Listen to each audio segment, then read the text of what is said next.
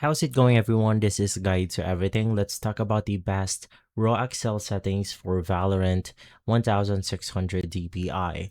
Basically, the thing or the most recommended safe setting is the linear curve type. Now, of course, the first thing that you want to select is the drop-down menu, making sure that linear is selected.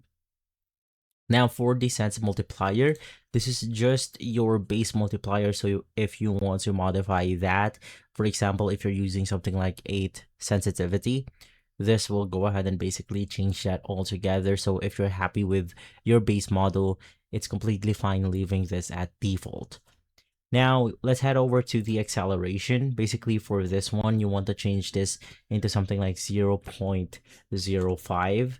For the cap type, you want to select output, and the cap output, which is going to be our limit, is going to be between 1.2 to 1.5. Now the reason is because it prevents sensitivity from becoming uncontrollable during fast movements or flicks, which is really common inside Valorant. In my case, I'm going to use the middle one, which is going to be 1.4. And lastly, we have the input offset. Basically, for this one, I suggest using something like 15. It creates a buffer. So slow movements have zero acceleration. So the acceleration will only apply if you reach a certain threshold. In our case, it's going to be 15. If you want to decrease this, you can try lowering down the value. And basically from there, you are good to go.